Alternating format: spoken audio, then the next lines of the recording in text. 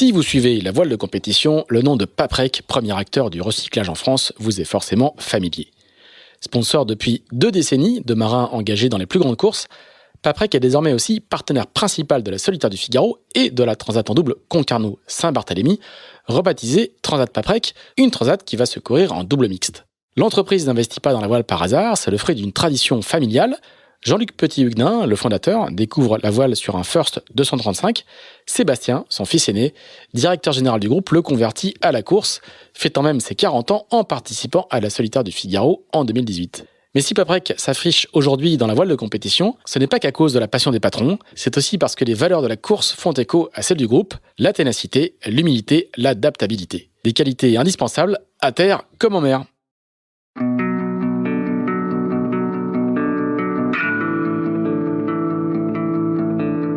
Bonjour, vous écoutez Into the Wind, le podcast des marins qui font des phrases. Into the Wind est produit par Tip & Shaft, le média des professionnels et des passionnés de voile de compétition.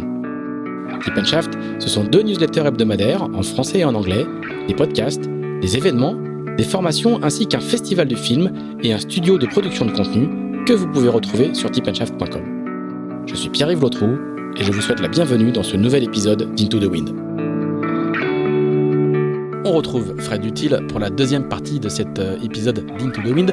Nous sommes fin 2003, le navigateur briochin est revenu prématurément de sa mini-transat achevée sur un dématage dès la première nuit de la deuxième étape. Retour au bureau, il déprime un peu, voire franchement, mais vous allez voir que ça ne va pas durer très longtemps. Ouais, donc l'aventure fait que commencer parce qu'une fois que tu es à Gran Canaria avec ton bateau dématé, pas beaucoup de budget, tu te dis là c'est un peu la galère. À l'époque, les assureurs, autant dire que j'avais pas pris la prime d'assurance. Donc voilà, et donc en fait le salut est venu d'Aloïs Caclin à l'époque, qui avait un œil sur mon bateau pour la prochaine mini d'après, et qui m'a contacté, je ne sais plus par quel biais d'ailleurs, et qui m'a dit écoute, je déboule avec mon camion, ma remorque, avec le premier cargo qu'il avait pris je ne sais où à Lisbonne je crois. Il était motivé et je t'achète le ferry même, non? Il prend le ferry. C'était un ferry. Et Aloïs il a déboulé une semaine plus tard. On a chargé le bateau sur son camion, il m'a fait le chèque, j'ai vendu le bateau sur place, j'ai pris l'avion et je suis rentré à Rennes. Ah ouais, pas mal. Voilà. Donc en fait, la page elle s'est vite tournée au final. Elle s'est très très très très rapidement tournée et 10 jours après j'étais au boulot. Ouais. Mais sans bateau. Sans bateau et évidemment de 2 années hyper intenses où tu réfléchis pas, où tu sais où il faut aller, tu as un objectif, c'est la mini et c'est que la mini et c'est la mini et il y a que ça jour et nuit et d'un coup il y a tout qui s'arrête encore une fois, tu redescends de 15 étages et tu reprends ton costard, ta cravate et tu retournes au bureau. Et ça forge le moral, comme on dit. En tout cas, ça apprend à assumer les échecs. Et donc, c'est sûr que octobre ou novembre, je sais plus c'était quel mois, 2003. C'était pas les meilleurs mois de ma vie, encore une fois. Donc là, tu as le petit moment de déprime qui reviennent où le vide s'installe très rapidement. Et donc évidemment, dans ces moments-là, tu te dis, ça va être l'hiver va être long quoi. L'hiver va être long. Mais c'est là que tu vas réussir à coller ton projet de Figaro. Ouais, l'hiver va être long. C'est la fin des années mini. C'est la fin des années mini. À la fois, très vite tu te dis il y a pas photo, faut que je la refasse quoi. En fait, en vrai, tu te dis. Tu penses à refaire la mini du coup. Ouais, c'est vrai que après de rester sur un échec. C'est pas vraiment mon style et donc je me dis de toute façon j'avais décidé de vendre le bateau quoi qu'il en soit avant le départ de la course parce que je voyais bien que déjà les premiers bateaux de Sam Manuard Ils étaient archi compétitifs. Et je sentais bien que le vent avait déjà un peu tourné pour le bateau que j'avais. Donc je m'étais dit, de toute façon, quoi qu'il en soit, il faut que je le vende après. Et si je dois la refaire, je repartirai sur un nouveau bateau. Donc voilà. Et en fait, à l'époque, mon partenaire, un de mes partenaires, c'était la société Holmer. Et donc, qui avait kiffé ces 2 années ensemble. Ils étaient très très contents du partenariat, des échanges qu'on avait pu avoir.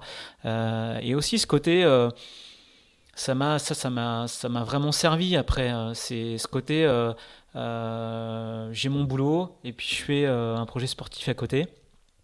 J'avais déjà fait des interventions en interne dans leurs équipes, etc., pour raconter ma vie de tous les jours. Et ils avaient vraiment apprécié ce côté double vie, quoi. Et toi, tu gardais ce besoin de filet de sécurité qui t'avait un peu marqué de tes années olympiques. Ouais. Quoi. Ouais, et puis à la fois, j'en souffrais pas parce que j'avais un employeur qui était ultra arrangeant en termes de capacité à s'adapter à mes projets.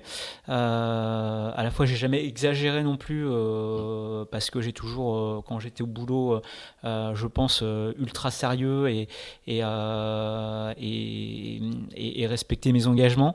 Mais en tout cas, c'était donnant-donnant. Et en gros, finalement, la question de se dire j'arrête de bosser, elle est venue qu'après, en fait.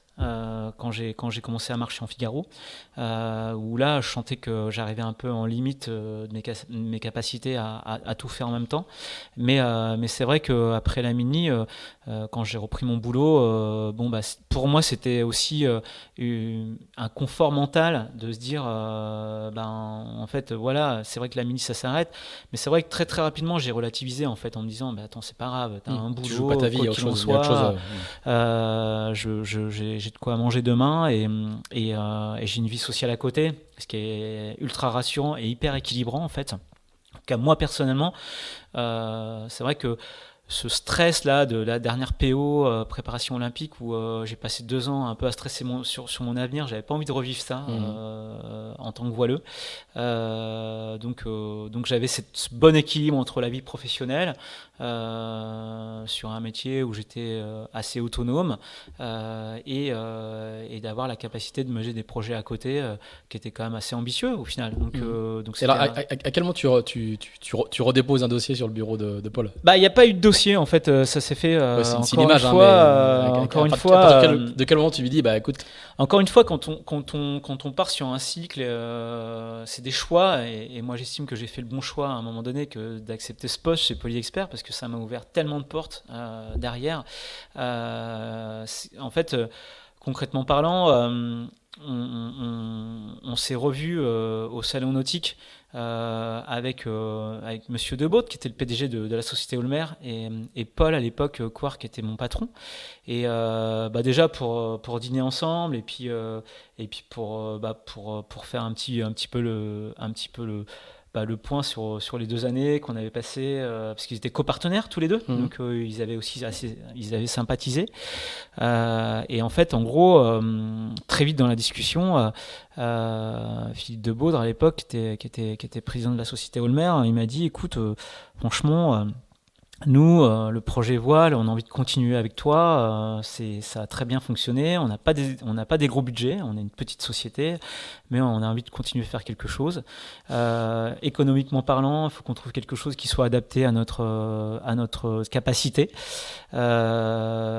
L'idée, ce serait qu'on investisse dans un support qui te permette de naviguer, que ça soit pas du sponsoring pur où on te donne 30 000 euros ou 40 000 euros et puis tu les utilises à bon escient. Il me dit, moi je suis prêt à défendre avec mes actionnaires le fait qu'on investisse dans un support pour te permettre de. Et c'est vrai qu'à l'époque, le Figaro 2, on savait que c'était un investissement qui était quand même assez certain, assez sûr. Et alors que le Mini, un peu plus aléatoire en termes de revente, etc. Pour être clair, c'est qu'il y a un marché de la location. Il y a un marché de la location qui existait en Figaro, qui n'existait pas en Mini. Il y a un marché de l'occasion. Enfin, voilà. Donc en fait, en gros. Je me suis dit, est-ce que c'est la minuit vraiment qu'il faut proposer? Et puis, en fait, finalement, très très vite, j'ai étudié les budgets en Figaro, la capacité à pouvoir mener ça de front avec mon boulot à côté. Et c'était quand même un objectif, moi, que j'avais en 2000, de faire la solitaire du Figaro. Je trouvais que c'était vraiment un format qui m'intéressait. Et en accord avec Paul, mon patron, et la société Holmer à l'époque, on s'est lancé. Holmer a investi dans le bateau, donc ils m'ont mis à disposition le bateau. Et puis j'ai trouvé le budget à côté pour faire fonctionner le projet la première année en 2004. Avec un tout petit budget où c'était compliqué, hein.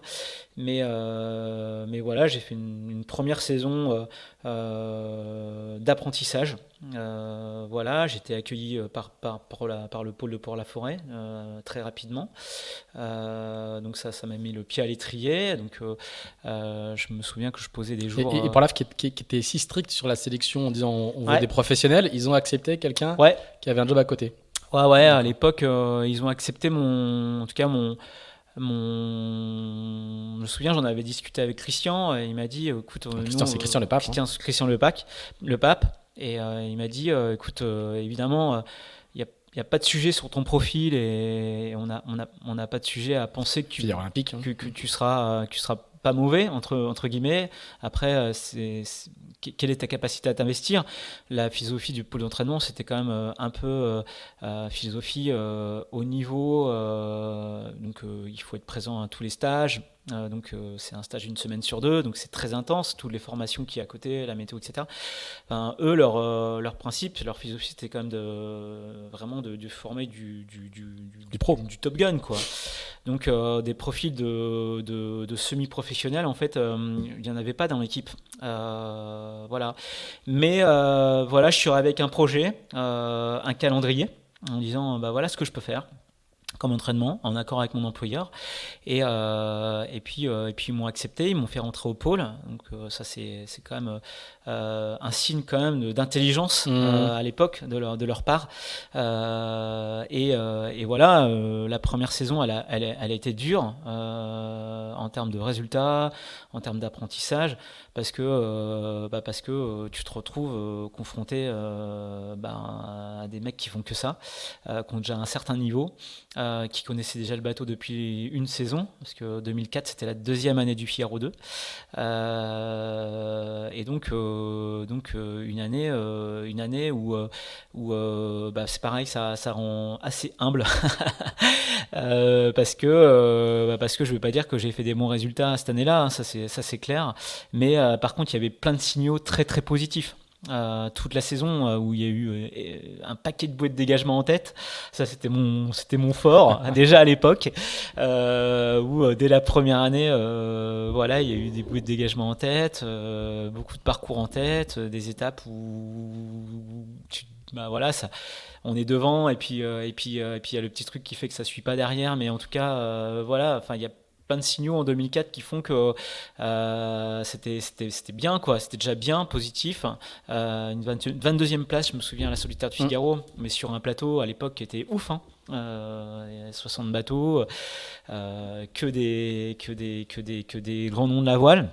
Donc c'était à la fois pas super, mais à la fois pas trop mal non plus, et donc hyper encourageante, et voilà. Donc en fait l'aventure mini, je l'ai vite avalée, je l'ai vite digérée, et puis cette première année de Figaro, elle a été encore bien intense, parce qu'il a fallu se retrousser les manches. J'avais pas beaucoup de budget, donc c'était compliqué sur la partie un peu organisationnelle et matérielle, mais je l'ai fait avec 3 francs 6 sous. Faut vraiment bien insister là-dessus, c'est qu'on peut y arriver, quoi. Enfin, c'est pas Pas besoin d'attendre 400 000 euros par an, quoi. Non, c'est-à-dire qu'il y a un moment donné, quand il faut sortir ses autocollants, parce qu'il y a des partenaires qu'il faut les faire à l'époque sur les sites de vente en ligne. Ça commençait déjà à exister, les autocollants. Je me souviens, j'avais fait sortir les Holmer du bateau, ça m'avait coûté je crois 30 €. Et je les avais collés sur le ponton bateau à l'eau à la Francis Joyon en faisant gîter le bateau avec les ballasts la veille de la course. Mais en fait, voilà, c'est tout comme ça. Et puis j'avais des bouts de merde, j'avais du matos pas top, j'avais un GPS, j'avais pas d'informatique, première solitaire, parce que j'avais pas eu les moyens de m'acheter un Adrena. Et donc j'ai fait un mode mini, Go to Waypoint. Ça, je l'aime bien celle-là parce que Go to Waypoint avec le GP32 de chez Furuno, celui-là, on l'a souvent actionné, ce Go to Waypoint. Mais voilà. C'est l'un des rares. Enfin, je sais plus comment c'est aujourd'hui, mais à l'époque, c'était l'un des rares GPS autorisés. Sur les mini, parce qu'il ne faut pas de traceur, donc exactement. En noir et blanc. Ouais. Donc en fait, donc voilà, et donc en fait, une super première année de Figaro. Et tu sens que ça va être ta course, que ce jeu-là, c'est la première de 13 d'une série de 13 participations. Ouais, en tout cas, tu sens que ce jeu-là, en fait, il fait la synthèse entre ton passé olympique et la voile. Ouais, en tout cas, ce qui est sûr, c'est que je me suis tout de suite senti bien sur ce format de course. Tu vois, à l'inverse de l'expérience mini où c'est vrai que tu vois la mini transat, la première étape arrivée à Lanzarote, putain, je m'étais dit c'est hyper long quoi, enfin 10 jours en mer, machin, pour moi c'était déjà presque too much. Voilà, je me souviens que le départ de la deuxième étape, je me posais vraiment la question de savoir si j'allais pouvoir tenir jusqu'au bout sur le temps de course, quoi. Je trouve ça hyper long. Voilà, et donc en fait, le format de la solitaire où à la fois on allie un peu de large, le contact avec les autres concurrents, ça c'est quelque chose que j'affectionne particulièrement. C'est-à-dire que quand je me retrouve tout seul sur un bateau avec personne autour, franchement, c'est comme ça, moi je kiffe moins quoi. Il y a tout de suite un intérêt qui s'évapore. Il me faut du contact, il me faut un mec autour de moi, et ça c'est certainement mon profil de compétiteur qui veut ça.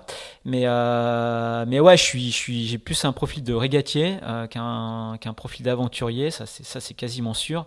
Je suis pas non plus je suis pas un solitaire quoi. Enfin, je suis pas un solitaire. Moi, j'adore les potes, j'adore le contact humain, je suis sociable, je pense. Et donc de me retrouver tout seul des jours et des jours sur un bateau, en vrai, c'est pas mon truc quoi. C'est pas mon truc. Je suis capable de le faire, mais c'est pas mon truc. Entre une soirée tout seul et une soirée avec des potes, y a pas photo. donc voilà. Donc en fait, ce format de solitaire, le contact, d'avoir toujours une flotte à côté, à proximité, finalement un parcours avec des points de passage, des mini objectifs qui te donnent toujours, voilà. Faire go to point souvent quoi. Ouais, c'est voilà. ça. Et non pas une fois. Exactement. Non pas une fois pour traverser. Et aussi de se mettre dans le rouge. En fait, en gros, pour moi, ça réunit. Et aussi, il y a un autre truc qui m'a beaucoup attiré, qui continue de m'attirer sur ce format-là, c'est l'aspect monotypie, quoi. L'aspect monotypie, j'étais élevé à l'école de l'olympisme, donc c'est quelque chose qui est important pour moi. Le fait de battre à armes égales sur une course, pour moi, c'est quand même ce qui fait que il y a un moment donné, l'aspect matériel, l'aspect budget, il passe quand même un peu, en tout cas en deuxième plan. Si t'es bon, que t'as le même bateau et que t'as à peu près des bonnes voiles, etc., tu peux te battre même si t'as 3 fois moins de budget que le concurrent d'à côté. Et ça, c'est ce que je trouve intéressant comme sur la monotypie. Même si évidemment, il y a un moment donné, les gros budgets font que t'as plus de capacité à mieux te préparer, mais au départ sur le papier, t'as toutes tes chances, et ça c'est ce que je trouve vraiment sympa. Donc voilà, ce format en tout cas solitaire de Figaro, Circuit Figaro, c'est quelque chose sur lequel je me suis assez vite bien senti quoi. Alors on va pas faire les 13 participations, ça serait un petit peu long, mais il y a la première, tu fais un deuxième, et très rapidement dès la suivante tu fais dans le top 10, tu fais 7ème. Ouais. Donc on voit que effectivement, comme tu le décris assez bien à l'instant, t'es fait pour cette course-là. Et surtout, il y a 3 années de suite assez incroyables où tu fais 3 podiums de suite, qui sont les années 2007, 2008, 2009. Donc on va y venir pour que tu nous expliques un petit peu d'où vient le fameux flow qu'on évoque régulièrement quand on parle de la solitaire. Mais juste avant, je crois qu'en 2006, tu tombes quasiment à l'eau, tu manques de passer à l'eau sur la solitaire, sans vouloir m'attarder sur ce moment-là, mais c'est comme assez rare. Et j'ai lu en préparant l'émission que ça t'avait beaucoup marqué, quoi. Ouais, non, alors c'était pas. Moi j'ai noté 2006, mais après je peux me tromper. Hein. Non, c'est pas en 2006, en fait, c'est sur l'édition 2005. 2005. Ouais, 2005 à ma deuxième participation. Elle était sympa cette participation à la solitaire deuxième année où en fait j'ai failli remporter la deuxième étape à quelque chose près où je me gourde de bouée d'arriver à La Rochelle, mais j'étais en tête à 500 mètres de la ligne où je laisse passer l'Italien là, je sais plus comment il s'appelle à l'époque. Pietro Dali. Putain, j'avais les boules parce que en fait, en vrai, j'avais l'étape en poche. J'allais ultra vite. C'était gagné et voilà. Petite faute d'inattention. Donc voilà. Et en fait, la dernière étape, on revient d'Irlande avec pas mal de vent. Et la dernière nuit, bah ouais, je trébuche en allant, je sais plus quoi faire devant. Je trébuche, je tombe à l'eau et j'ai eu la chance de me rattraper. Évidemment, à l'époque, on mettait pas de gilet, on s'attachait pas, et j'ai eu la chance de rattraper le balcon arrière, je sais pas comment, et je me suis fait tracter. Je me suis fait tracter par le bateau qui était on allait vite parce que c'était au large serré sous spi et le bateau il devait aller entre 12 et 15 nœuds quoi, et je me suis fait tracter par le bateau assez violemment et heureusement j'étais en forme et j'ai réussi à me rehisser à la force des bras tant bien que mal, mais ça a pas duré longtemps, mais évidemment tu remontes sur le bateau, tu te dis waouh, la vache, là je suis passé vraiment à côté du truc et c'est vrai que je me souviens cette nuit-là, j'ai pas pu naviguer quoi. J'ai mis le pilote, je suis allé et je suis resté vraiment en flip, mais pendant quelques heures, et ça m'a vraiment marqué cette étape-là. Ouais. Et tu fais quand même 7ème au général, hein? Ouais, mais du coup cette étape-là, elle me coûte cher au final au classement général parce que j'attaque la dernière étape, je crois j'étais 4e au classement général à une portée de fusil du podium, et cette dernière nuit-là, elle me coûte assez cher. Elle me coûte assez cher au classement général, donc voilà, mais ouais, et donc ça m'a quand même bien marqué ce petit passage qui fait que j'y pense constamment maintenant, et quand je vais faire des manœuvres à l'avant, etc., je suis plus à 4 pattes que debout. Ouais. Et alors, ce qui est assez frappant, c'est la vitesse à laquelle tu deviens l'un des favoris de la course, la vitesse à laquelle tu t'installes dans le paquet de tête. Parce qu'en 2006, tu fais 11e, et très vite, voilà, il y a la fameuse trilogie 2007, 2008, 2009, où tu fais 2e en 2007, 3e en 2008, 3e en 2009. Ouais, il y a eu Qu'est-ce qui se passe à ce moment-là? Il y a en fait, quelle planète s'aligne pour que tu arrives? C'est assez rare comme perf, hein.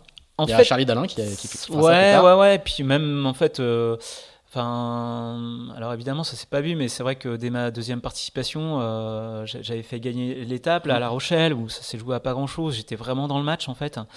Et je te coupe un instant. À une époque, on dit que pour faire du Figaro, il faut en faire beaucoup avant de performer, quoi. Ouais. C'est toi, ça. Tu respectes pas cette règle-là. Non, pas du tout, parce que en fait, moi, j'ai toujours mon boulot à côté, à plein temps. Il faut quand même le signaler. Et en fait, mon emploi du temps, il est le suivant, c'est-à-dire que je bosse vraiment à plein temps, donc un vrai bon 45 heures par semaine, voilà. Et donc par contre je prends donc à l'époque pour la forêt il y avait 3 jours de stage tous les 15 jours, voilà, et donc en fait moi j'en fais un tous les mois, voilà, c'était mon en tout cas ma fréquence. Et en fait ce qui s'est assez vite passé dès la première année en fait sur le bateau, c'est que j'ai commencé à travailler avec dès la première édition à l'époque avec Rémi Aubrin de la voilerie All Purpose sur mes voiles. Donc j'avais pas choisi de travailler à l'époque avec Norse ou Incidence, et j'étais parti faire un peu mon cavalier seul dans cette voilerie à l'époque, qui travaillait pas sur les Figaro, mais en tout cas voilà. Et donc en fait on a commencé à bien travailler avec Rémi sur la forme des voiles, avec un retour assez constant de ma part. Et en fait, il faut savoir que moi, je suis assez passionnant de dessin de voile. Et puis, j'ai évidemment, par mon vécu en planche à voile, je pense que j'ai des bonnes sensations sur un bateau. Donc, je pense assez bien les choses. Et donc, on a réussi avec les retours. Puis, ce qui était sympa à l'époque avec Rémi, c'est que il n'y avait pas de limite. C'est-à-dire qu'il était capable de retoucher la voile d'une semaine sur l'autre, et puis voire d'en mettre une à la poubelle, et puis on en refaisait une derrière. Enfin, c'était assez cool, vraiment sur le lancement. Donc on a, je pense, assez vite trouvé les manettes du bateau. En shape de voile, en réglage aussi. Je pense que j'étais un des premiers à constamment régler mon mât entre les différentes forces de vent. Donc en fait, je pense que j'ai eu assez vite des réflexes de réglage du bateau, qui font que vite, très rapidement, j'étais rapide en fait. J'étais rapide, dès la deuxième année, je pense qu'auprès, il y avait personne qui pouvait lutter avec moi. Et donc en fait, en gros, sur cette série-là, quand t'es rapide, en gros, ça donne des ailes, quoi.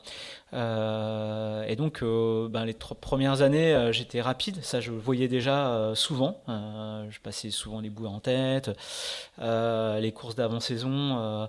J'étais tout souvent dans les premiers, etc. Et en fait, ce qui me portait préjudice, c'était surtout mon expérience de navigateur, quoi. J'étais vraiment pas bon là-dedans. Et en fait, au final, il y a eu 2004, 2005, 2006, et le format de course, tu commences à l'enregistrer, à aussi bien le travailler. Et je pense que 2007, c'est ça en fait. Il y a eu ce déclic où j'avais bien vu que sur les courses d'avant-saison, j'étais vraiment rapide. Donc je savais qu'en vitesse, il y avait pas grand monde qui pouvait lutter contre moi. Et il y a eu cette collaboration à l'époque, où je suis un peu sorti des sentiers battus aussi du centre de Port-Laf, qui travaillait avec un routeur pour le pôle en fait. Et moi j'ai décidé de prendre quelqu'un en plus pour m'aider à travailler la météo. Et donc j'avais décidé de travailler avec Christian Dumas, qui n'était pas du tout en l'occurrence connu des milieux des routeurs à l'époque, mais il travaillait beaucoup avec Thomas Coville déjà à l'époque. Et donc je pense que et d'avoir la vitesse en 2007, et en même temps d'avoir aussi un scénario bien rigoureux sur la préparation de manœuvres, etc. Ça a fait que en fait j'ai gagné 3 étapes sur 4, quoi, sur cette édition-là. Donc en fait, alors, j'ai gagné le prologue, 2 étapes, et une où je fais deuxième à Brest. Et je me foire sur la troisième en montant en Espagne. Mais en gros, j'avais survolé la course en fait. Mais j'étais insolent de vitesse. Donc et puis j'étais à l'aise sur le support au bout de 3 saisons. Voilà. Donc en fait, j'avais réussi à mettre vraiment en adéquation la partie vitesse où j'étais à l'aise, la partie navigation où aussi je tirais moins des bords carrés que les éditions d'avant, où je faisais encore des erreurs. Et puis le fait aussi d'être assez en phase avec le bateau, quoi. Donc voilà. Et c'est vrai que cette édition, elle était dingue en 2007, parce qu'il y avait des bons concurrents. On a eu 4 étapes bien, bien dures, dont une où on monte en Espagne via BXA à l'époque, où on se tape 48 heures auprès, entre 35 et 45 nœuds. Donc ça, c'est l'étape que je rate. à cause d'un problème d'alternateur de batterie. Et donc c'est là que Mijdej il prend un peu son avantage en termes de temps. Et puis le retour au Sable d'Olonne où on se fait les 24 dernières heures dans quasiment 45 nœuds, 50 nœuds quoi. C'est là où il y a un bateau, il y a quelqu'un qui chavire. Ouais, c'est là où Jeanne, c'est Jeanne Grégoire. Jeanne a fait un 360 avec son Figaro, elle démate, pas loin Une du plateau étape de légende, Rochebonne. quoi. Ouais, donc une étape quand même assez sérieuse et donc en fait, non, une édition en tout cas bien bataillée et voilà donc non, c'est vrai que et là c'est vrai que en fait c'était assez marrant parce que moi j'arrivais avec vachement de fraîcheur aussi sur le circuit à chaque fois quoi. C'est ce que j'allais te dire, c'est que on connaît la 16 que représente le Figaro, surtout le Figaro 2 en l'occurrence. Et du coup, le fait de toi de ne pas en faire tout le temps et d'avoir ce job à côté, au final, c'était peut-être un avantage concurrentiel. Ouais, mais c'est impossible à vendre aux gens à l'époque. Ouais, mais paradoxalement, cette édition-là, c'est Mijdej qui gagne et puis il avait son projet 60 pieds à côté. Ouais. Donc autant te dire qu'en 12 entraînements, il a certainement moins que moi. Et moi, qui arrivais aussi avec vachement de fraîcheur parce que finalement, je faisais pas toutes les courses de la saison, je sélectionnais vraiment mes entraînements. Et donc beaucoup de hauteur aussi par rapport à ce milieu qui était quand même c'est un petit panier de crabes hein, le Figaro et surtout à cette époque-là où tu retrouves vraiment tous les mêmes tout le temps. T'avais vraiment les fonctionnaires à l'époque du Figaro hein, sans les nommer mais ils ont fait des années avec le même partenaire, c'est des trucs qu'on retrouve plus aujourd'hui en fait. Donc t'avais cette ouais et donc en fait il fallait être capable aussi de prendre beaucoup de hauteur par rapport à ça ouais. T'as jamais eu envie, pendant ces années-là, où tu vois que t'es sur le podium mais tu ne décrocheras pas la première place, t'as jamais envie justement de te dire de passer en mode 100%? Bah, en fait, parce que là aujourd'hui, tu peux dire, c'est plus facile à dire aujourd'hui, bah non, justement c'était la fraîcheur et le recul, mais à l'époque tu te dis pas, ah si j'avais... Bah, en fait, en gros, 2007, ce qu'il faut savoir, c'est que je fais ma solitaire encore avec à peine 50 000 euros de budget, quoi. Donc malheureusement... j'ai jamais été très très bon pour trouver des partenaires ou en tout cas bon ou par manque de temps ou voilà mais 2007 je fais ma solitaire avec un tout petit budget. 2008, le partenaire qui m'accompagne en 2007 me dit on y retourne avec un plus gros budget, mais c'était quand même encore un petit budget. Mais bon, je suis quelqu'un d'assez loyal et d'assez fidèle, donc en gros, je décide de réitérer un peu le même fonctionnement avec petit budget, de garder mon boulot à côté. En tout cas, la question se pose pas. Et 2009, c'est un peu différent. 2009, j'arrive à décrocher Bouygues Telecom comme partenaire. Et en fait, à cette époque-là, c'est vrai que il y avait aussi un espèce de tournant en fait en gros il y avait j'avais vraiment envie de gagner cette solitaire, je me sentais vraiment capable et dans les favoris. L'histoire fera que je refais un 3e podium d'affilée à quelques minutes du vainqueur, mais ça c'est encore une solitaire qui s'est jouée vraiment très très serrée et c'est vrai qu'à l'arrivée de la solitaire 2009, s'est posé la question de partir sur un Vendée Globe quand même, avec Bouygues à l'époque. Et en fait, ça t'intéresse? C'était dans tes... Bah, en fait, en gros, c'était presque un peu la suite logique, quoi, en se disant bon bah maintenant, qu'est-ce que je fais? C'est bien. Mon format c'est bien, mais en gros, voilà, soit je continue comme ça et je continue comme ça, mais il y a peut-être un step à passer et puis peut-être que maintenant c'est le moment de passer un peu plus pro, quoi. Voilà, les choses ont fait que ça s'est pas fait du tout. Mais du coup, le Vendée t'intéressait? Ouais. Ouais, à l'époque, j'étais prêt à partir sur cette aventure parce que aussi parce que en gros quand tu commences à discuter avec d'autres personnes autour de toi et tout le monde te dit il faut y aller, c'est pas possible d'être à ce niveau-là et puis de pas aller plus loin, etc. Tu écoutes les gens, donc voilà. Et puis c'est vrai que j'avais la capacité avec un partenaire comme ça de me dire on peut voir peut-être plus loin. Et donc le projet a été abordé et très vite abandonné parce qu'en fait ce qui s'est passé c'est que à l'automne 2009, Bouygues ils ont arrêté tout leur partenariat sportif puisqu'il y a eu une 4e licence d'un opérateur qui est rentré sur le territoire national, qui était Free, et tous les projets de sponsoring sportif à l'époque, puisqu'ils avaient beaucoup de trucs autour du cyclisme, de la voile, enfin ils avaient beaucoup d'engagement. Du jour au lendemain, en fait, ils ont fermé la porte. Donc en fait, ça s'est arrêté aussi vite que l'histoire a pu être abordée. Et donc en fait, j'ai perdu mon partenaire en fait. Donc ça a été dur parce que j'avais quand même eu la sensation enfin de trouver un partenaire à la hauteur de un peu de mon niveau et pourquoi pas d'autres ambitions. Et finalement, la porte elle s'est vite refermée. Donc là encore, l'automne 2009, il a été un peu rude pour moi parce que tu surfes un peu sur la vague avec des bons résultats et puis tu as l'impression d'avoir vraiment donné, quoi. En fait, en gros, quand même, toutes ces années-là, en bossant à côté, en préparant la course, franchement, je me suis vraiment investi personnellement, j'ai beaucoup donné de ma personne. Donc je pense que j'étais un peu crevé aussi, tu vois, mentalement parlant et un peu usé, quoi.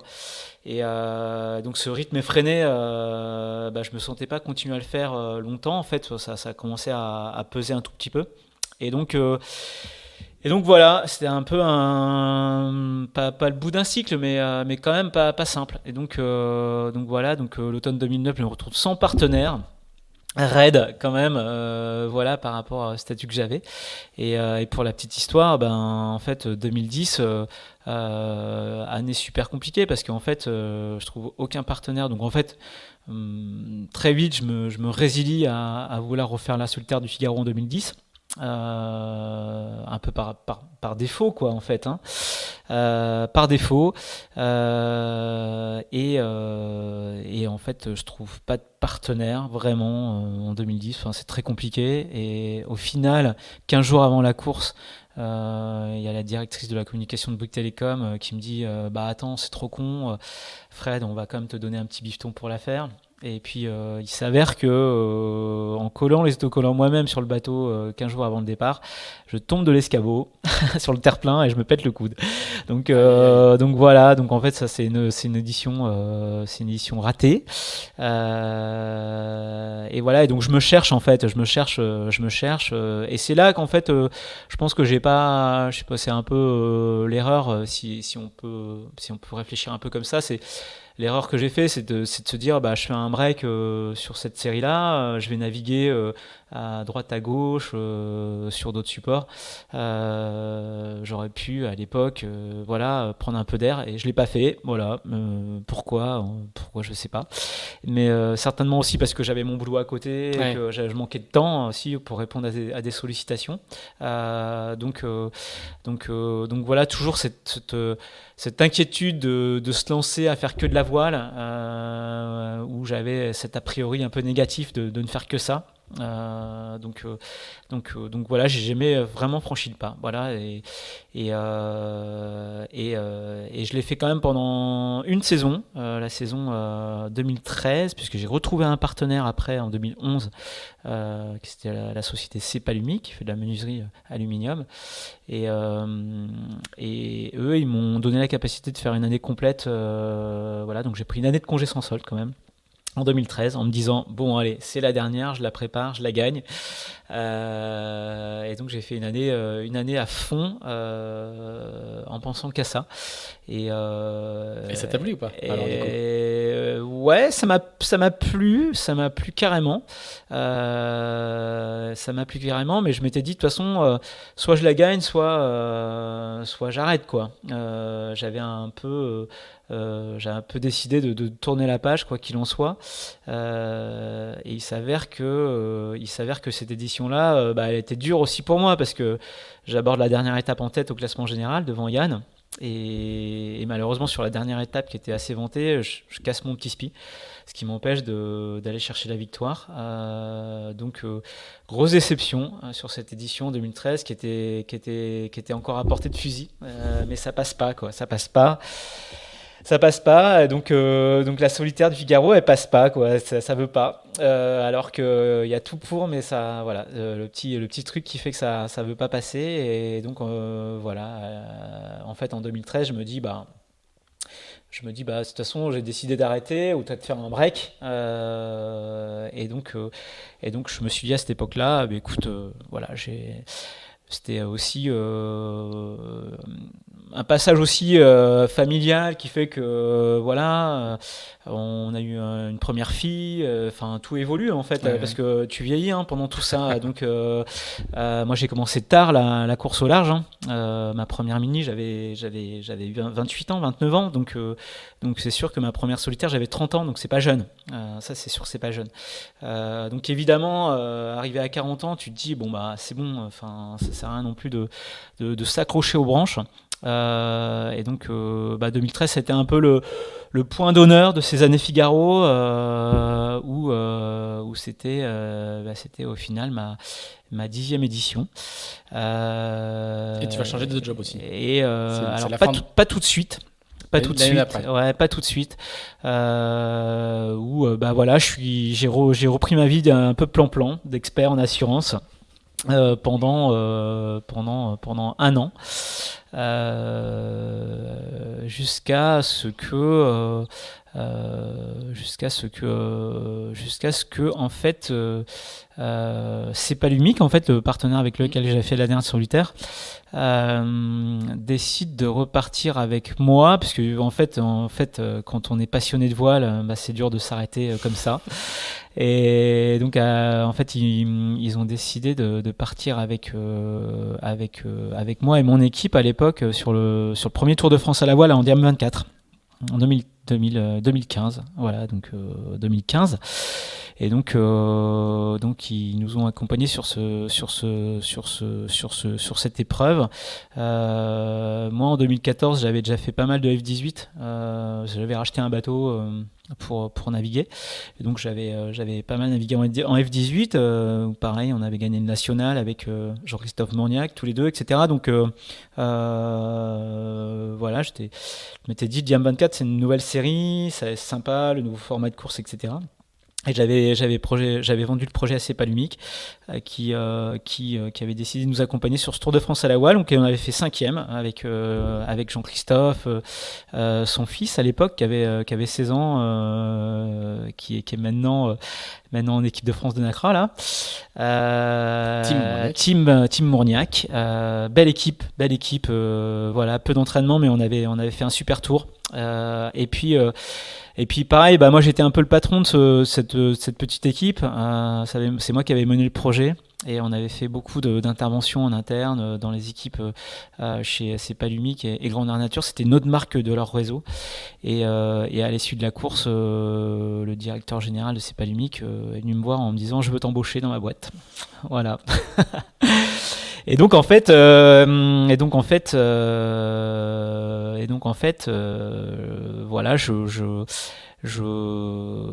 j'avais aussi, je pense, un peu fait le tour de l'expertise.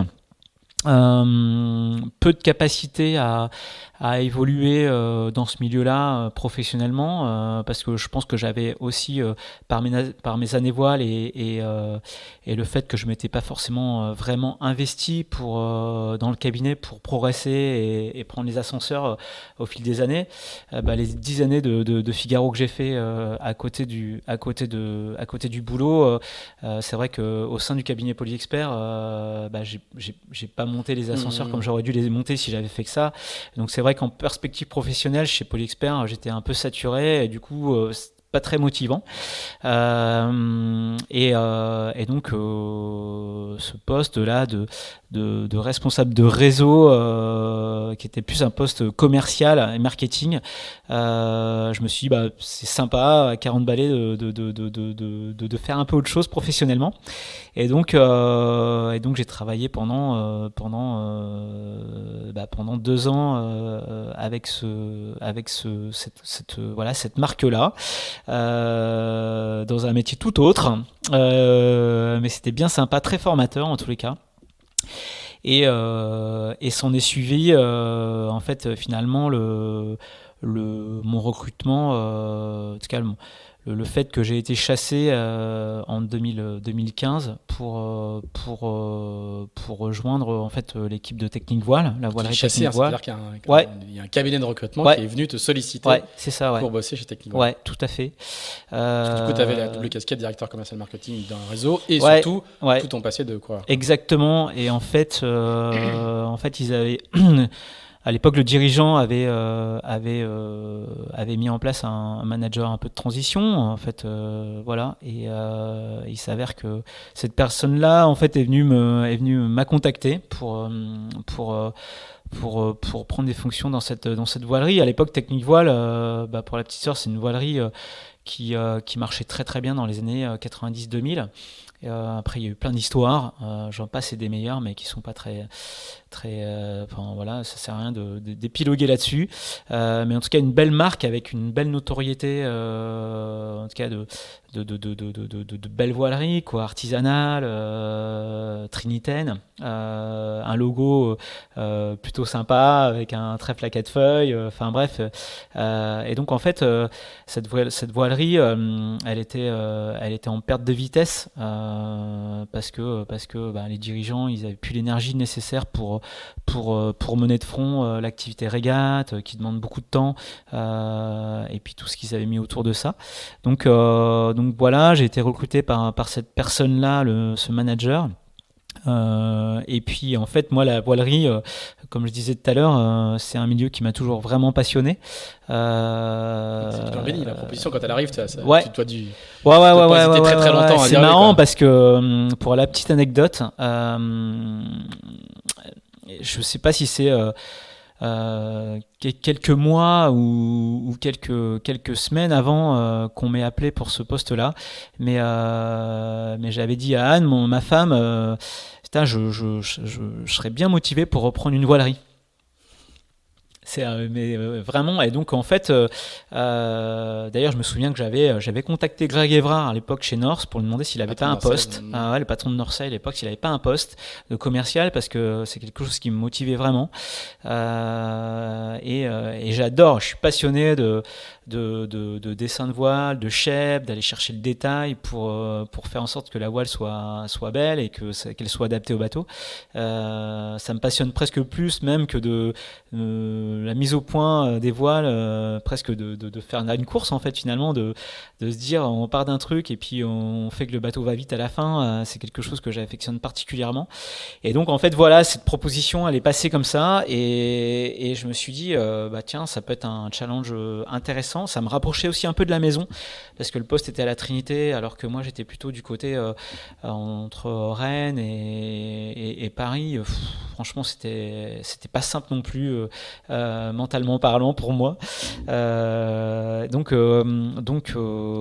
j'ai saisi cette opportunité, et donc j'ai intégré cette voilerie donc en février 2016. Et quand tu es recruté, il y a déjà une perspective de reprise ou pas? Non, pas vraiment. Enfin, en tout cas, si. Si. En gros, il y a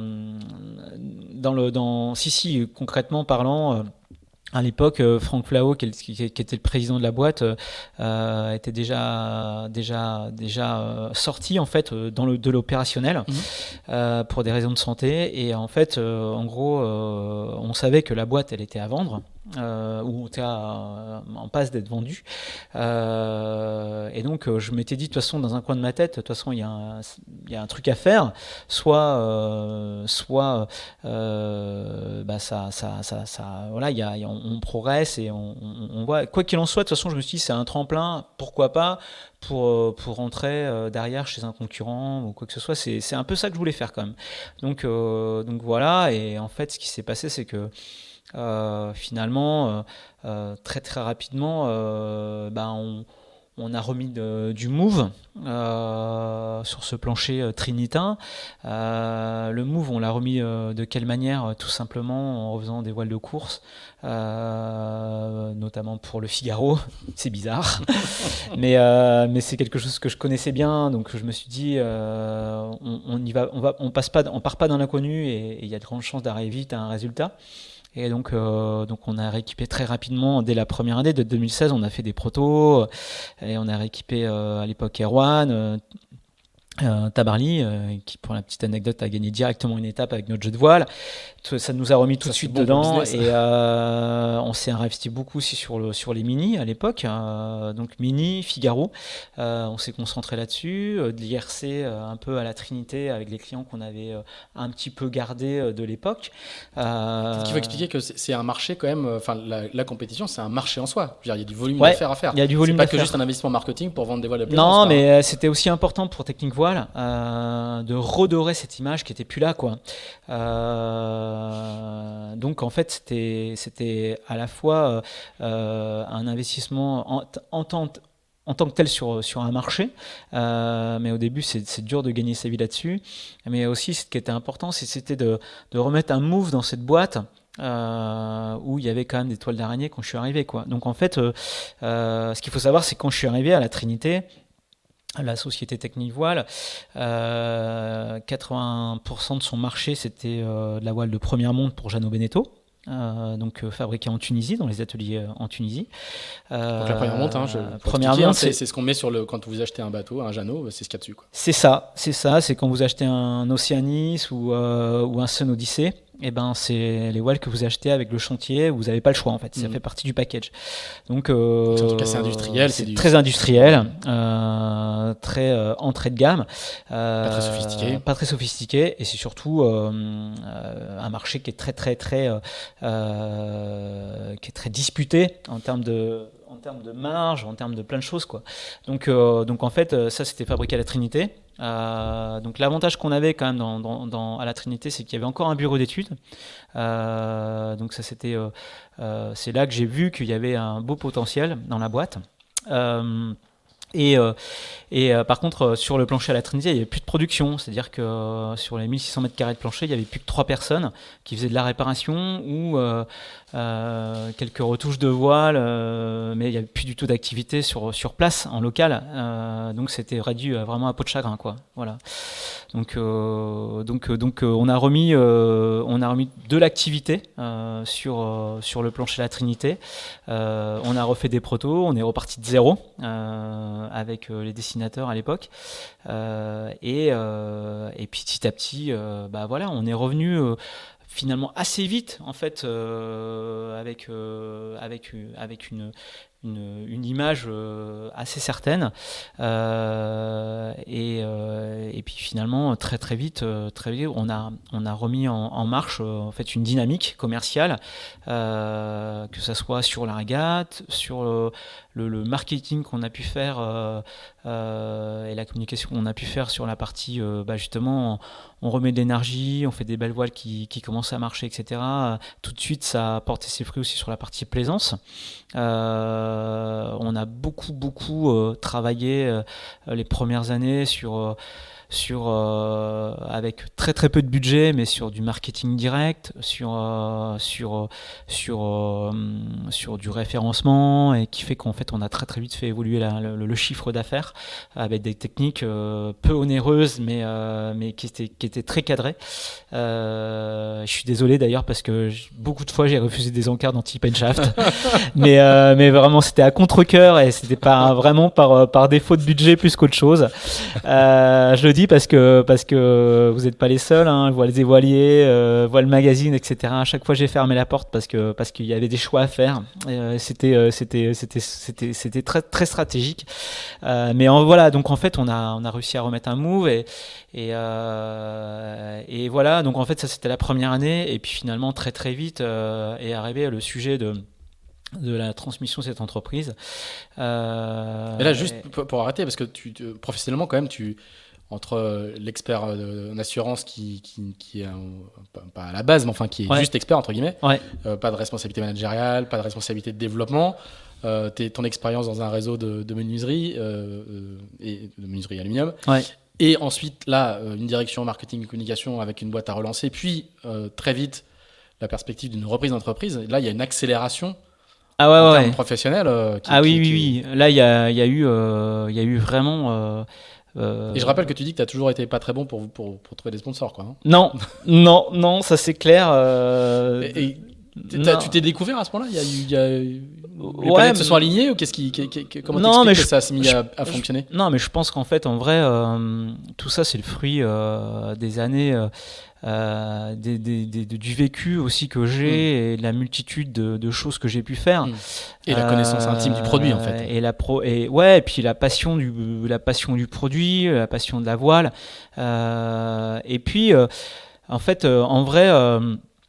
moi, j'insiste là-dessus. Je suis plus un profil de vouloir travailler en équipe, même si je suis un solitaire dans mes projets voiles.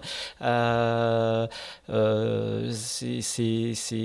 puis le fait aussi d'avoir mené des projets de A à Z, monter un projet Mini, monter un projet Figaro, du début jusqu'à la fin. En fait, c'est des projets entrepreneuriaux. C'est des projets d'entrepreneuriat, donc ça, en gros, on sait faire quoi. On sait faire. Et la vie de l'entreprise, en fait, monter un projet Figaro ou monter une entreprise, au final, tu te rends compte qu'il y a énormément de similitudes. C'est les mêmes problématiques. Et en plus, dans un projet sportif, tu as vraiment un challenge. Tu as un objectif à atteindre que tu te mets. Et dans une entreprise, c'est la même chose. Donc, ce côté challenger, compétiteur que j'ai, c'est vrai que dans une entreprise, c'est ce qu'il faut aujourd'hui avoir, parce que malheureusement, c'est dur. Mais en tous les cas, c'est vrai que c'est quelque chose qui m'a tout de suite plu. Je dis pas que ça a été facile parce que ça a été très très très très dur, mais à la fois j'ai eu aussi de la chance d'avoir une équipe qui m'a entouré, que j'ai aussi recruté, parce que on est quand même passé de 7 ou 8 à 30 aujourd'hui chez Technique Voile. Donc on recrute des profils qui on pense sont complémentaires, qui vont faire qu'une équipe fonctionne ensemble. C'est pas simple, mais voilà, donc c'est une belle aventure. Ouais. Et alors du coup, racheter l'entreprise, ça c'est encore un autre dossier. Parce que j'imagine, sauf si tu as fait fortune entre temps, que tu n'as pas beaucoup de fonds propres pour le faire. Non. Donc en fait, ce qui s'est passé, c'est que. Tu peux nous raconter un petit peu comment ça se monte? Fin 2016, évidemment, les actionnaires, ils voient que la boîte, il y a des prémices en tout cas de belles choses qui repartent, de relance. Il y a une vraie transmission à ce moment-là de l'actionnaire majoritaire qui a vraiment envie de vendre sa boîte. Et donc concrètement, il me pose la question, quoi, en se disant, je pense que c'est quelqu'un qui a créé cette marque-là à la base, donc il était attaché à l'image de Technique Voile et au fait que la marque perdure. C'était un de ses leitmotiv numéro un pour faire la transmission de la boîte. Et je sais pas, en tout cas, le courant est assez bien passé. Et le choix de me proposer, enfin son choix de me proposer, en tout cas, c'est fait. Et donc, bah, à ce moment-là, c'est sûr que moi, j'ai pas de fortune personnelle, j'ai pas de capacité de racheter une boîte comme ça. Mais voilà, aujourd'hui, quand on a un vrai projet, un vrai business plan, une boîte qui a déjà un fonds de roulement aussi, parce qu'il y avait déjà un chiffre d'affaires, il y a des marchés, et qu'on arrive avec un projet et puis une grosse motivation, bah, c'est vrai qu'avec un minimum d'apport, on arrive à trouver des financements, quoi, tout simplement. Et donc, bah, moi, j'ai eu de la chance en tous les cas, avec un tout petit apport personnel, de pouvoir accéder aux accompagnements de nos chers amis banquiers, mais en l'occurrence, heureusement qu'ils sont là, et pour accompagner des projets comme ça. Et donc, bah, l'histoire fait que, en fait, grosso modo, bah non, bah, la boîte, elle a triplé son chiffre d'affaires. Et aujourd'hui, bah, alors après, elle est en train de subir un autre tournant là actuellement, hein. Mais on va en reparler. Mais en tout cas, ce qui est certain, c'est que je pense que j'aurais pas pu mener ce projet professionnel là, avec Technique Voile, aussi bien. Si j'avais pas eu tout le passé que j'ai eu, de compétition, de savoir se remettre en question, de savoir, enfin voilà, de savoir travailler en équipe, de se lever ce matin en me disant je vais les défoncer. C'est sûr que ce passé là de compétiteur, il sert quotidiennement, dans un milieu où c'est la guerre, quoi. C'est compliqué, il y a de la concurrence, c'est pas simple. Non, ces années en tout cas de compétition, voilà, elles m'ont énormément servi, et ça me sert tous les jours. Alors, on va revenir, on va conclure sur tout à l'heure, dans quelques minutes, parce que Ouais. le temps a pas mal passé, sur le nouveau virage dont tu parlais de Technimal. Mais du coup, à partir de 2019, tu vas revenir au bateau. Enfin, je pense que tu as toujours un tout petit peu navigué, mais là, tu vas revenir un petit peu sur le devant de la scène, puisque tu vas faire la Transat Jacques Vabre en multi 50 avec Ouais, Thibaut Vauchel-Camus. ouais, ouais. Tu vas refaire une nouvelle solitaire dont on a parlé tout à l'heure, où tu vas Ouais. faire deuxième en 2020. Ouais, alors en fait, ce que Et- les gens savent pas trop, c'est qu'en fait, à partir du moment où je suis rentré à la voilerie chez Technique en 2016, j'ai commencé à renaviguer beaucoup, comme équipier ou sur des bateaux, voilà. Mais j'ai continué du coup à naviguer pas mal en Figaro 2, parce que pour mettre au point les voiles, etc. Donc, j'ai fait 2 tours de Bretagne avec Thierry Chabani. Mm, mm. Enfin voilà, j'étais quasiment à tous les stages à Port-la-Forêt pour accompagner les clients. Voilà, j'ai fait beaucoup d'IRC aussi, donc voilà, on a beaucoup navigué, donc voilà. Et après, bah oui, en effet, après en 2019, il y a eu un petit step, où j'ai pu accompagner. C'est quand tu as recruté un directeur général. Ouais, c'est peut-être ça, ouais, peut-être ça. C'était avant ça, mais en vrai, non, non, bah il y a eu le projet Multi 50 avec Thibaut, un ami de longue date qui m'a proposé, alors qui a commencé à travailler avec nous à la voilerie pour ses voiles de portant, sur son bateau, et qui m'a proposé de faire la Transat Jacques Vabre avec lui en 2019. Donc, c'était en tout cas un peu un step pour moi, parce que j'avais jamais fait de gros bateaux comme ça, même c'était ma première Jacques Vabre tout simplement. Donc ce qui est sûr, c'est qu'entre 2017, 2018, où voilà, j'ai navigué. Après 2019, j'ai beaucoup navigué, quoi. J'ai beaucoup navigué, ouais. Et ce qu'il faut rappeler, en fait, c'est que contrairement à beaucoup de tes congénères qui étaient, eux, à plein temps, tu as fait très peu d'AGDR, je crois que tu n'en as fait qu'une seule. t'as pas fait d'autres courses que les saisons Figaro classiques et assez condensées. Non. Donc c'est vrai, j'ai fait 2 transats à G2R. Une avec Sam Manuard et une avec François Le Bourdet. C'est toujours le même. Mais à part ça, non, j'ai jamais. Alors j'ai toujours décliné. Par le fait que je bossais à côté, les invitations pour être équipier en double sur une Jacques Vabre, j'en ai eu beaucoup de propositions, mais j'ai toujours décliné parce que je jouais le jeu. T'avais pas assez de congés payés. Ouais, c'est ça, exactement. Et surtout, je jouais le jeu aussi avec mon employeur parce que il y a un moment donné, soit tu joues le jeu, soit tu sors quoi. En fait, en vrai, tu te dis, je fais que ça. Mais du coup, j'ai toujours décliné les invitations. Donc, en effet, paradoxalement, ma première tangente Jacques Vabre, je l'ai fait en 2019. Quoi. C'est quand même un truc de dingue. Et tu vas faire une deuxième, tu en as fait une l'année dernière. Ouais, toujours avec Thibaut. Toujours avec Thibaut, on a remis ça. Voilà, donc, et puis tu as fait une partie du tour, du Pro Sailing Tour. Oui, avec eux en 2021, du coup. On a fait toute la saison sur le Multi 50.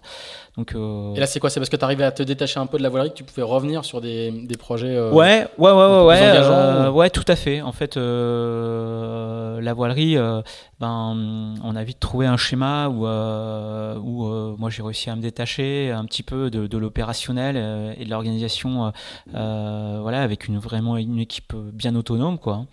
Donc voilà. Et puis il y avait aussi un sujet intéressant pour nous sur ce support-là, c'est de réussir à accéder à un support comme le Multi 50 pour la voilerie. C'était un sujet quand même important.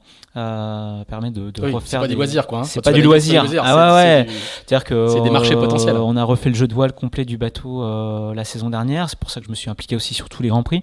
Ça n'a pas été simple parce que le premier jeu de voile n'a pas été vraiment à la hauteur de nos ambitions. Mais c'est comme ça. Ce qu'il faut savoir, c'est que c'est compliqué techniquement. Et donc il faut accepter de se planter aussi. Donc voilà. Mais en l'occurrence, à chaque fois que je vais naviguer, c'est aussi parce que il y a un projet avec la voilerie derrière et que le projet sur lequel naviguer, c'est aussi des clients, quoi. C'est pas que du loisir, comme je disais. Un tout petit mot sur la solitaire de 2020 où tu reviens après une longue pause et tu fais deuxième. Ouais. Avec ton fameux cri la chatte. Ouais, c'est ça. Quand même un peu. Autant franchement, quand on reprend les podiums de 2007, 2008, 2009, c'est tout sauf de la chance. Où il y avait j'avais vraiment l'impression de maîtriser le sujet. Où en termes de capacité à aller vite, je pense que je faisais vraiment partie des leaders. Où là, les podiums, c'est tout sauf de la réussite en fait. Autant en 2020, quand je décide de retourner faire la solitaire, c'est vraiment encore suite à une rencontre un peu fortuite quelques mois avant la course. Ou enfin 2 choses concomitantes en fait. Charles Caudrelier qui est propriétaire d'un Figaro, il me dit voilà, si tu veux le bateau en déconnant comme ça, machin. Puis le surlendemain je rencontre Xavier qui me dit écoute, on y va, moi je suis motivé, donc on y va comme ça. Donc j'arrive sur la solitaire avec 0 entraînement, vraiment quelque chose de presque pas sérieux. Et puis en fait première étape, je suis carrément dans le coup, je fais quasiment toute l'étape dans les 3 premiers. Alors que c'est un nouveau bateau. Alors que c'est le nouveau bateau. C'est la 2e année du bateau. Ouais. Mais bon, ce qu'il faut savoir quand même, c'est que 2019, c'est l'arrivée du Figaro 3. Nous, on s'implique énormément sur les voiles, sur le nouveau jeu de voile du bateau dès la première année. Et dès la première année, je gagne le Tour de Bretagne avec Alexis Oiseau en 2019 sur ce bateau-là. Donc le bateau-là, ce de Figaro 3, c'est pareil. On a d'entrée de jeu travaillé beaucoup dessus et en fait le réglage du bateau, je connaissais déjà plutôt bien pour avoir travaillé avec les coureurs dessus. Donc je suis pas arrivé en fait finalement si à l'arrache que ça, parce que le bateau, je savais que j'avais les voiles qui allaient bien. J'avais des heures dessus, mais pas forcément en course, quoi. Non, voilà. Donc voilà. Et puis en fait finalement cette solitaire, elle s'est super bien passée parce que sans entraînement et sans du tout quelques objectifs qu'il en soit au départ. La première étape, je la fais vraiment dans le coup avec avec une belle option avec Armel là à l'intérieur des Scilly. Enfin bref, on passe dans le tiercé de tête au Fastnet là-haut. L'arrivée est un petit peu plus compliquée, mais bref, c'est une étape dans les 10. Après une deuxième étape où je refais, je sais plus combien, 6e ou 7e à Dunkerque. Enfin, vraiment en avion dans le paquet, de tête, bien dans le coup. Et puis bon, bah, évidemment, la troisième étape où je suis un peu à la peine pendant les 3 quarts de l'étape. Et puis finalement, je ne sais pas quelle bonne décision j'ai pris là-dessus, mais bon, enfin bref, c'était la bonne, de décider de passer de l'autre côté, de Belle-Île au petit matin, sur une arrivée à Saint-Nazaire. Où évidemment c'est plus facile que quand t'es devant. Moi j'arrivais de derrière, donc j'ai vu un peu le paquet s'arrêter au vent de Belle-Île avec l'AIS, parce que maintenant on voit assez loin quand même, et en fait de se dire peut-être il y a peut-être un coup à faire en dessous. Voilà, il y avait un peu tous les voyants aussi, avec les scénarios qu'on avait travaillé, je me souviens, avec Christian Dumas, en disant en fonction de l'arrivée sur Belle-Île, comme c'était hyper anticyclonique, c'est possible que ça passe pas à l'intérieur, du fait du conflit entre le thermique et le synoptique. On voit souvent que là ça pétolise fort, et il m'avait dit fais attention, si ça passe entre cette heure-là et 1, étudie le fait de passer par en dessous. Donc le conflit, juste pour résumer, c'est la brise thermique qui essaye de rentrer et qui s'oppose à un vent.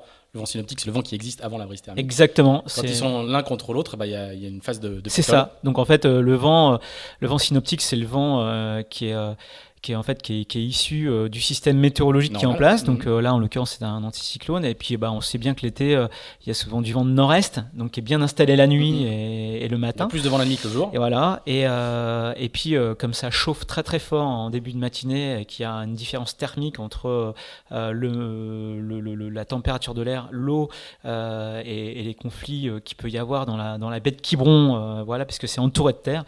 Et ben souvent, en fait, le thermique, il est suffisamment fort pour annuler le vent classique, mais pas suffisamment fort pour dominer et correctement s'établir. Donc il vaut mieux rester au large. Et exactement, parce qu'au large, le vent thermique il est moins fort du fait qu'il y ait moins de côtes autour, et donc du coup ce scénario-là il est arrivé à point nommé au moment où je suis arrivé, en me disant ça commence a été un peu la foire fouille entre Watt et Belle-Île, où tout le monde était déjà en train de s'arrêter vers 10-11 heures du matin. Et là, je me suis dit, il y a peut-être un coup à jouer en dessous. Et puis ce coup, franchement, j'aurais pas imaginé que ça soit aussi payant en y allant. Mais en gros... Quand tu ressors de Belle-Île en t'étant à peine arrêté, en fait, tu ressors sous la pointe de Belle-Île, et que en regardant à la jumelle, tu vois un bateau sous spi, mais déjà loin derrière, en fait, dans la pétole, loin, hein, tu vois à la jumelle un truc que j'avais plus personne à l'IS. Et là, c'était Armel qui avait le spi qui flottait à peine, et que tu entends une conversation à la VHF, des mecs qui commencent à se plaindre un tout petit peu, ou tu sens que ça pue un peu, tu vois le truc, et que toi, t'es presque portière avec 10 nœuds de vent au largue serré. Tu te dis waouh, là, c'est plutôt pas mal ce qui se passe.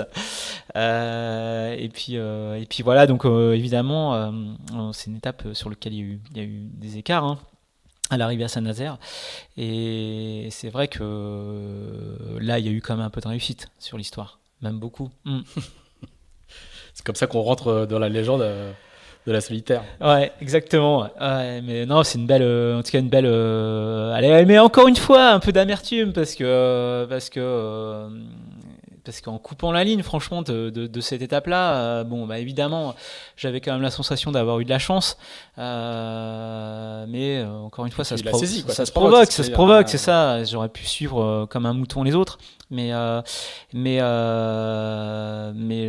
fait, en gros, au final, à l'arrivée, au classement général, il n'y a que 11 minutes avec Armel. Et donc, il n'y a pas de dernière étape. Et du coup... en gros, quand même, je me dis, waouh, ça peut faire des gros écarts, quoi. Les autres, c'est quand même, ils avançaient vraiment pas. Il y a le courant qui s'est inversé. Je me dis, waouh, on n'est pas loin de prendre le classement général ou d'aborder la dernière étape en tête. Et bon, bref, ça se fait pas. Et puis la dernière étape annulée, c'est un truc de dingue, quoi. C'était une petite étape de 24 heures, même pas, au départ de Saint-Nazaire, qui revenait à Saint-Nazaire. Et en gros, il n'y aura jamais le vent pour partir, quoi. Impossible de lancer une course avant la tombée de la nuit, et donc du coup l'étape annulée. Donc voilà, un peu le truc où tu dis ouais, ok, bon, c'est pas celle-là non plus, mais bon, voilà. Donc c'est vrai que cette solitaire, elle m'a apporté d'énormes satisfactions, d'énormes joies, mais il y a eu aussi beaucoup de désillusions sur cette course-là. La dernière étape en 2013, où j'éclate mon spi, où je peux pas lutter jusqu'au bout, je descends vraiment au fond du gouffre à ce moment-là. 2009, elle reste aussi un peu en travers la gorge, parce que c'est compliqué, l'arrivée à Dunkerque. Enfin bon, bref, il y a eu des moments compliqués aussi, quoi. Là, en 2020, tu dis c'est ma dernière, donc c'est pas ta dernière, tu l'as refait en 2022. Oui. En 2022, tu as quand même laissé entendre que cette fois c'était bon. Ouais. Mais non, mais enfin. Non, mais il y a quelque chose dont il faut prendre conscience, c'est que là, pour le coup, le bateau, le Figaro 3, c'est un bateau qui est très très physique. Enfin, c'est compliqué, quoi. Enfin, là, pour le coup, c'est un bateau de jeune, ça c'est indéniable. Parce qu'il il est dur, il est physique, il est humide, très humide. Et donc, en fait, c'est sûr, malgré le vécu que j'ai et l'expérience que j'ai de la course, tu peux pas arriver sans entraînement sur la série aujourd'hui, c'est pas possible. Et donc en fait, il faut s'entraîner pour être en tout cas pour avoir la capacité d'envisager de faire quelque chose. Donc en fait, en vrai, c'est sûr que c'est sympa, ce serait sympa en tout cas, moi ce que je me dis, c'est que ça me fait vraiment suer de rester sur l'édition 2022, parce que franchement d'arrêter une course comme ça sur un pépin physique, c'est dur de se dire d'arrêter, voilà, de rester sur un mauvais mood comme ça, mais à la fois si je décidais d'y retourner, il faudrait avoir un peu plus de capacité à préparer la course pour arriver avec un peu plus de sérieux quand même. Il faut être honnête. Là, ce serait ça marche pas à tous les coups. Non, ça marche pas à tous les coups. La deuxième place de 2020, ça marche pas à tous les coups. Et d'autant plus aujourd'hui avec ce bateau-là. Donc, ce qui est certain, c'est que on vieillit, c'est indéniable. Donc c'est un bateau qui est dur physiquement, donc il faut la patate. Et deux, on se rend bien compte que là, cette année, l'édition, il n'y a pas eu de secret. C'est ceux qu'on naviguait beaucoup ces 2-3 dernières années qui sont aux avant-postes. Et donc il faut un petit niveau d'entraînement qui fait que on n'arrive pas en se disant ça va peut-être le faire, quoi. C'est voilà.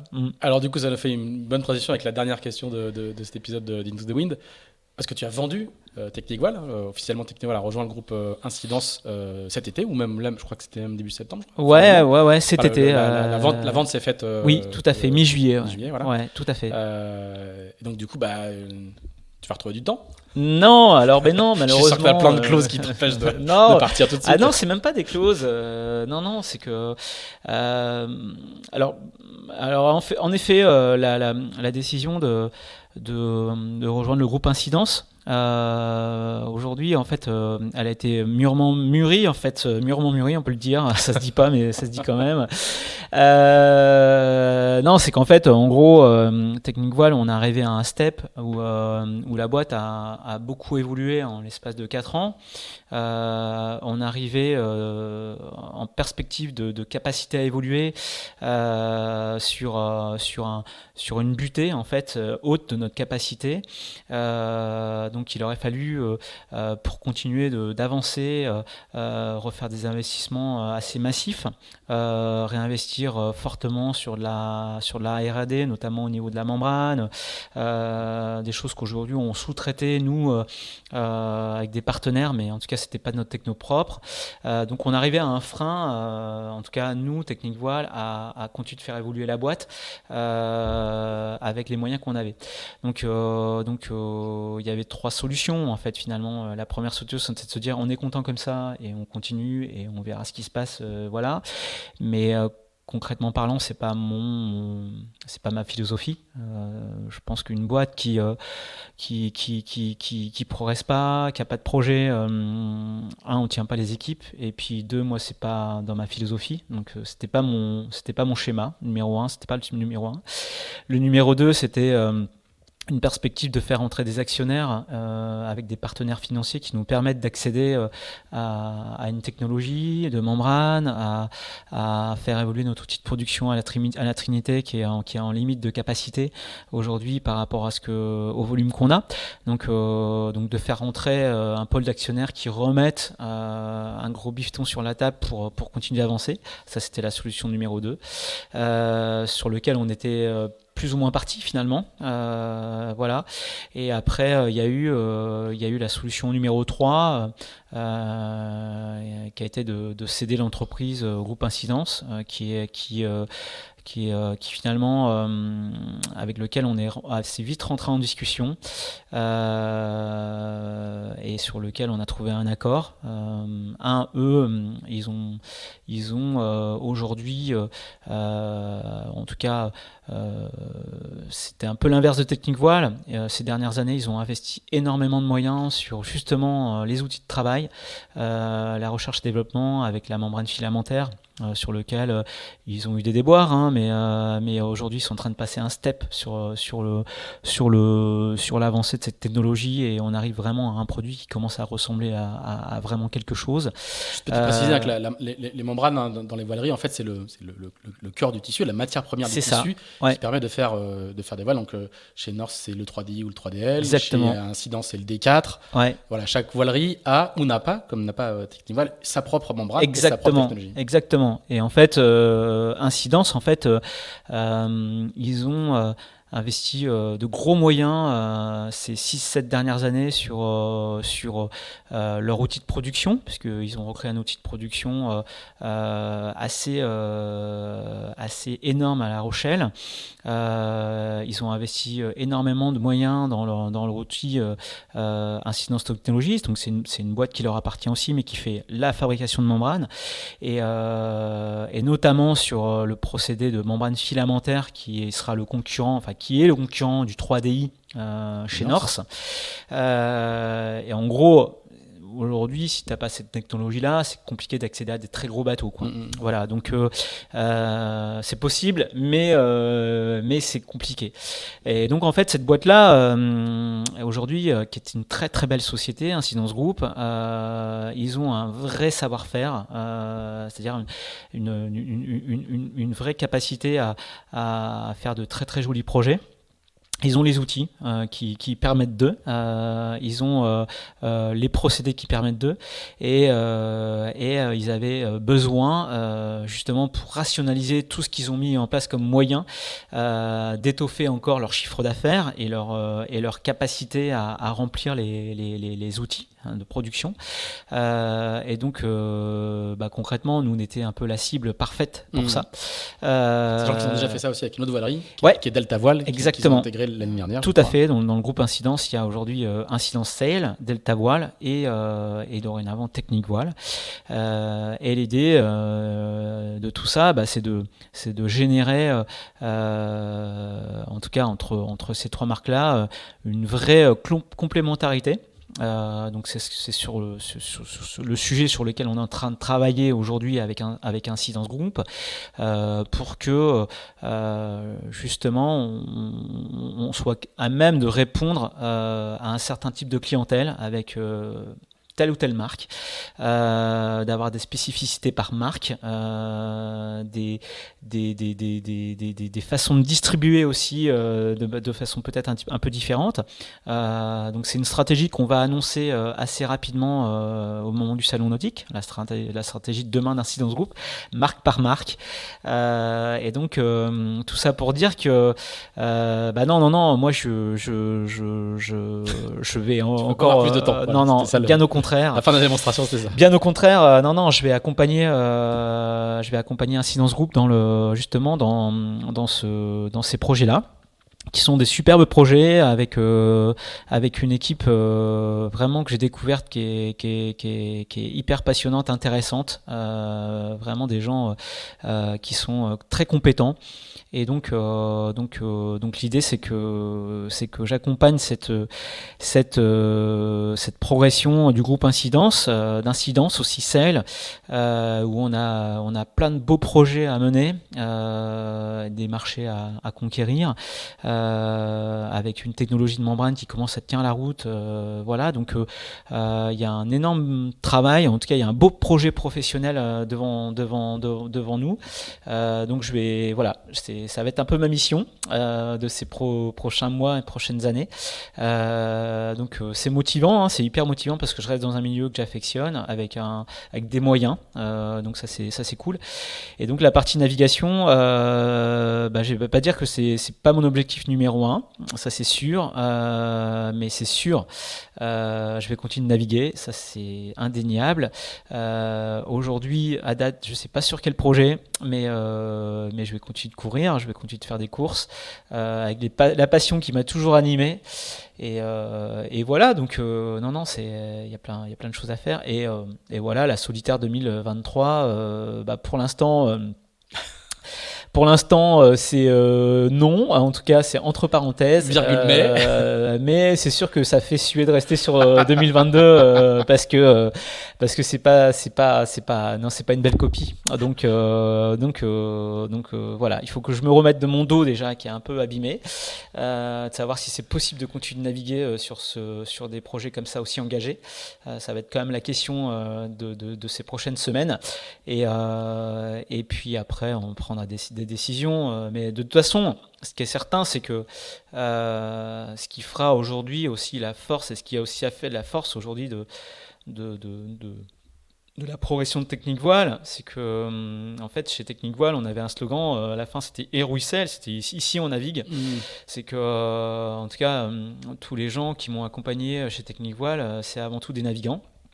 On passe tous du temps sur l'eau, et ce qui fera la force d'Incidence Group demain, c'est qu'on a une équipe qui va naviguer, qui va accompagner nos clients, et